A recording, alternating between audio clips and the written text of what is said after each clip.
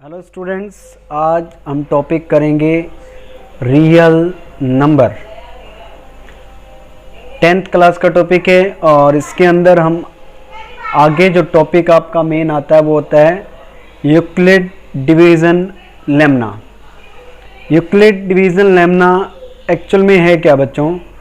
5th class तक हम divide करना सीखते हैं और डिवाइड करने के बाद हम वेरिफिकेशन करते थे। वेरिफिकेशन, जब हम वेरिफिकेशन करते थे तब हमें किसी प्रकार के किस मेथड को हम यूज़ करते हैं ऐसा नहीं कहा जाता था, लेकिन अब इसे नाम दिया गया है। फॉर एग्ज़ाम्पल, अगर आपके पास x कोई नंबर है, उसे आप p से डिवाइड करते हैं, आपके पास क्वोशिएंट q आता है और रिमाइंडर r बचता है, तो आप लिखते थे x is equal to P Q plus r, where r less than p less than equal to 0। ये कंडीशन हमारे पास होती थी। कहने का मतलब क्या हुआ कि एक सिंपल सा एग्जांपल लें। अगर मैं 25 को 3 से डिवाइड करता हूँ तो हमारे पास क्वोशिएंट आएगा 8 और रिमाइंडर बनेगा 1। तो हम 25 को लिख सकेंगे divisor multiply by quotient plus remainder, इस रूल के अकॉर्डिंग। क्योंकि मैंने क्या किया, 25 को डिवाइड कर दिया है 3 से 3 8 ज़ा 24, रिमाइंडर हमारे पास 1 बचेगा, जिसे अगर वेरिफिकेशन के रूल से फॉलो करें तो डिवाइज़र 3 है, क्वोशिएंट 8 है, यानी 3 क्रॉस 8 प्लस 1 लिखा जाता है। इसी को हम यूक्लिड डिवीज़न लेम्ना कहते हैं। इसमें कहा गया है कि सपोज कीजिए आपके पास a कोई नंबर है, उसे आप b से डिवाइड करेंगे तो आपके पास क्वोशिएंट q आएगा और रिमाइंडर r बचेगा। तो कहने का मतलब, अगर मैं 25 की जगह a पुट कर दूं, 3 की जगह मैं b पुट कर दूं, जो क्वोशिएंट है उसकी जगह मैं 8 पुट करूं, रिमाइंडर 1 हो जाए, तो हमारे पास ये फॉर्म बन जाएगी। इसे ही डिवीज़न लेम्ना कहा गया है। अब इसमें क्या होता है बच्चों, इसका यूज़ करके हम यहाँ पर HCF फाइंड आउट करना सीखते हैं और साथ के साथ हम कुछ एक पर्टिकुलर डिवीज़न्स की जो रूल्स हैं उनके बारे में भी बात करते हैं। सबसे पहले हम बात करें कि हम HCF को कैसे फाइंड आउट करते हैं। अगर आपको कहा जाए कि फाइंड द HCF ऑफ, जैसे कह दिया यूज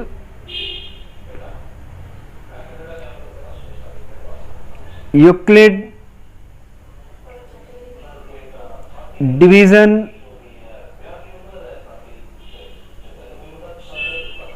लेम्मा टू फाइंड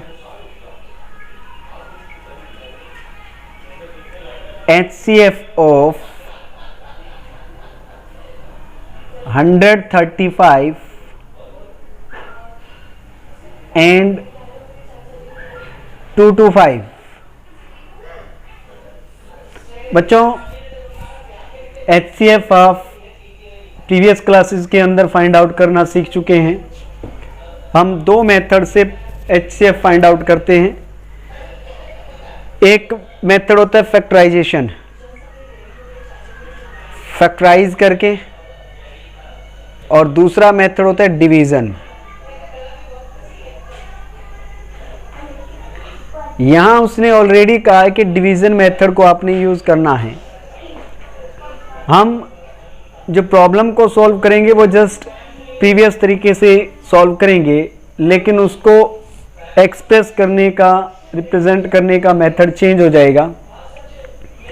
यहाँ पर आप अपनी हेल्प के लिए रफ वर्क कर सकते हैं। रफ वर्क करें हम। रफ वर्क की फॉर्म में अगर हम बात करें तो मैं 135 से 225 क्वोशिएंट हमारे पास 1 हो जाएगा। हमारे पास रिमाइंडर यहाँ बचेगा 90। अब हम 90 को डिवाइजर मानेंगे, 135 को डिवाइडेंड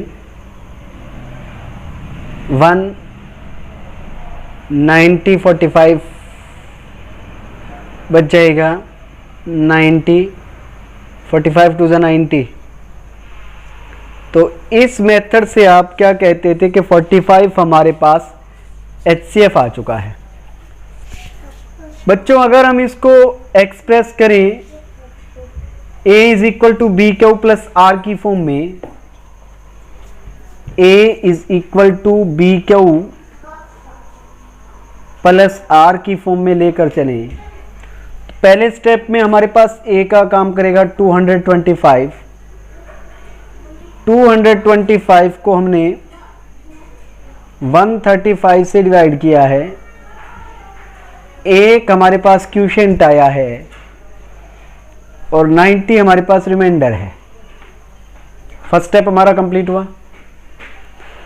सेकंड स्टेप में हम देखें 135 को हमने डिवाइड किया 90 से, क्वोशिएंट अगेन 1 आया है, रिमाइंडर 45 बचा है। थर्ड स्टेप में हमने 90 को डिवाइड किया 45 से, क्वोशिएंट 2 आया, रिमाइंडर 0 बचा है। तो बच्चों जब रिमाइंडर 0 बचेगा तो जिस नंबर से हमने डिवाइड किया है वही नंबर HCF हो जाएगा। यहाँ हमने लास्टली 45 से डिवाइड किया था, तो हम लिखेंगे HCF of 135 and 225 is equal to 45। तो आप इस तरीके से जो HCF है वो फाइंड आउट करेंगे by using Euclid division lemma, या एलोगरिथम भी इसको हम कह देते हैं। नेक्स्ट हमारे पास सम है। इसमें कहा गया बच्चों, show that any positive odd integer is of the form 6q plus 1, 6q plus 3 और 6q plus 5 where q is some integer. तो कहने का मतलब क्या हुआ कि हमने कोई नंबर a लेना है,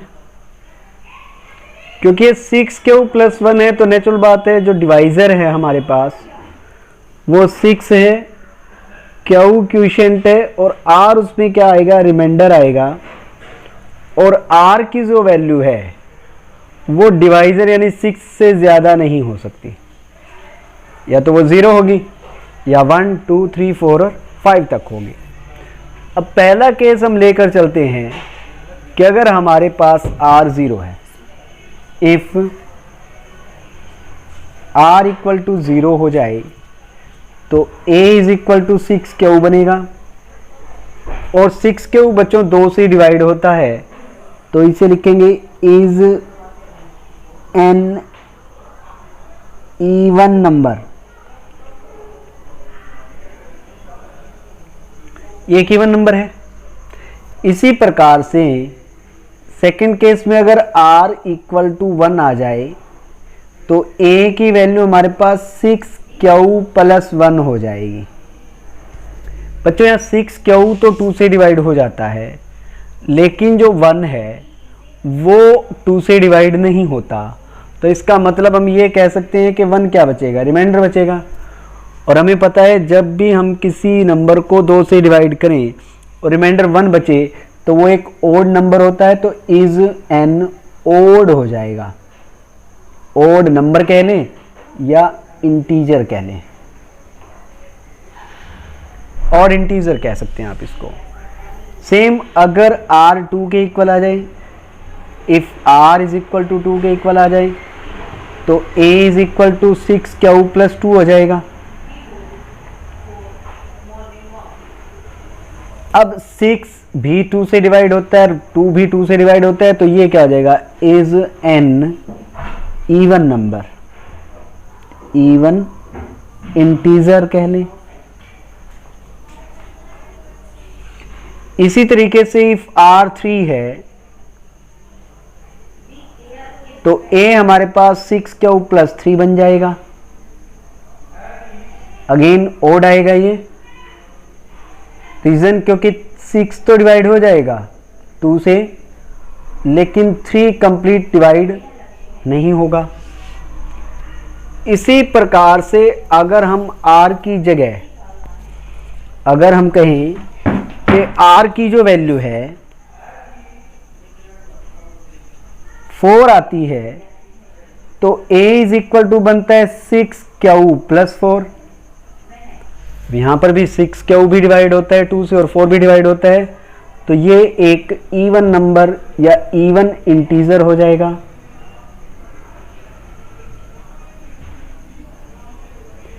और अगर हम if r is equal to 5 लिखेंगे तो a की वैल्यू 6q प्लस 5 होगी। अगेन क्या है, इज एन ऑड इंटीजर है।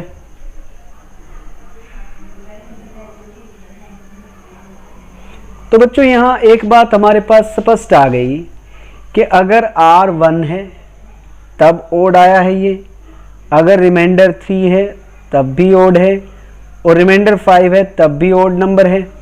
और इसकी फॉर्म क्या है, 6q प्लस 1, 6q प्लस 3 और 6q प्लस 5। तो हम लिखेंगे हेंस वी कैन से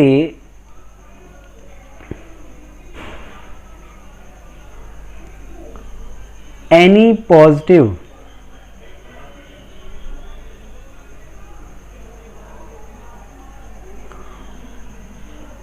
odd integer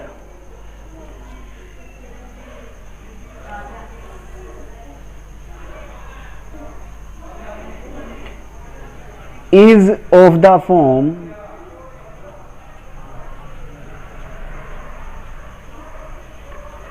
6q plus 1, 6q plus 3 और 6q plus 5 where q is some integer,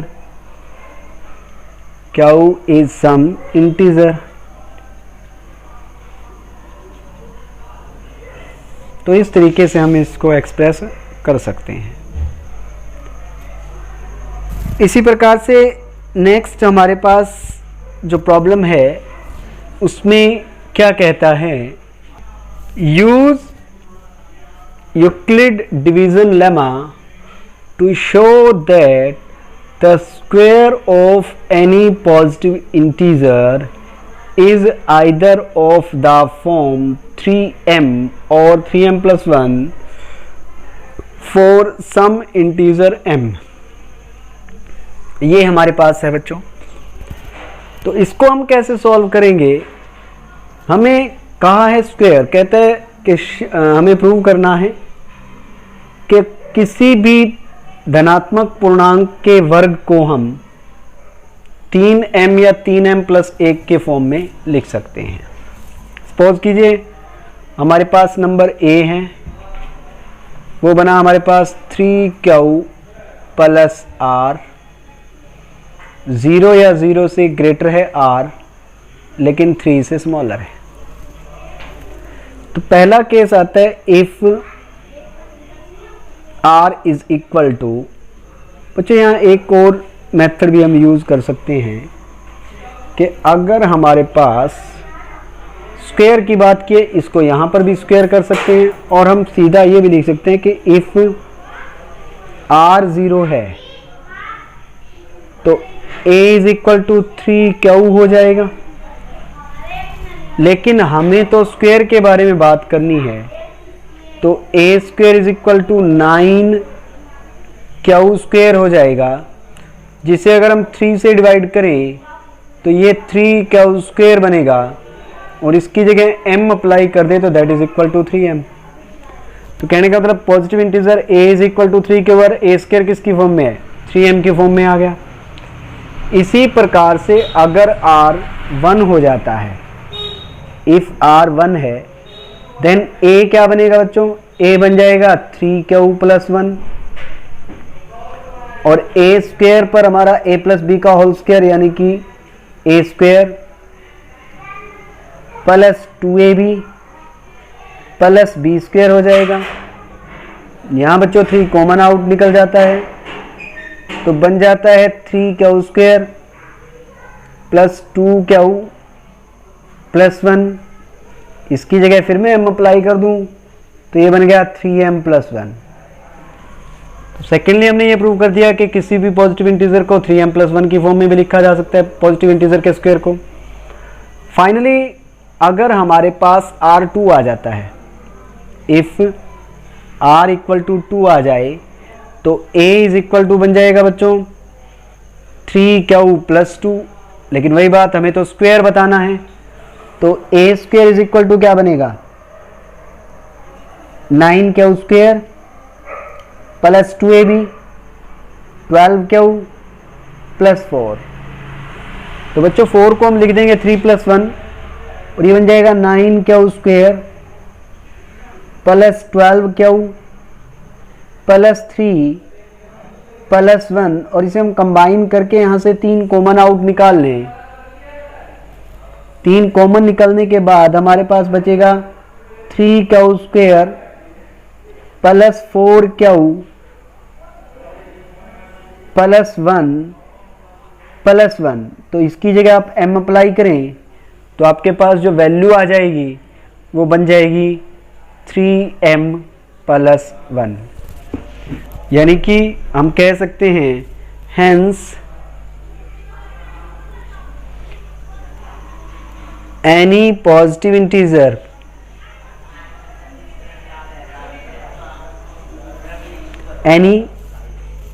हमें पॉजिटिव इंटीजर के बारे में बात नहीं करनी, हमें square of any positive integer बताना है। तो हम कह सकते हैं hence square of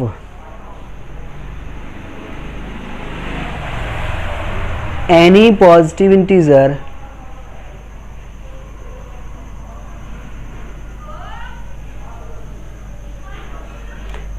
is in the form of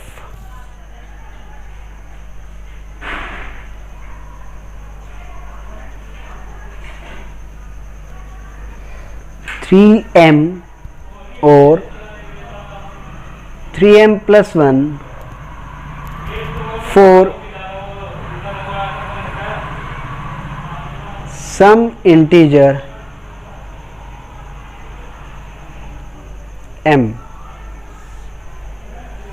तो बच्चों हमने यूक्लिड डिवीज़न अलॉग्रिथम से HCF फाइंड आउट करना सीखा और कुछ पार्टिकुलर टाइप्स की प्रॉब्लम्स को डिस्कस किया।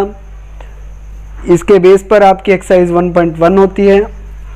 आपको एक्सरसाइज 1.1 सॉल्व करके देखनी है। अगर कोई प्रॉब्लम आती है तो उन प्रॉब्लम्स के लिए कमेंट बॉक्स में कमेंट करेंगे ताकि वो प्रॉब्लम्स आपको सॉल्व करके आपको उसका भी एक वीडियो प्रोवाइड करवाया जा सके। तब तक घर पर रहें, सेफली स्टडी करें और टेंशन ना लें। नेक्स्ट वीडियो तक के लिए बाय बाय, थैंक यू।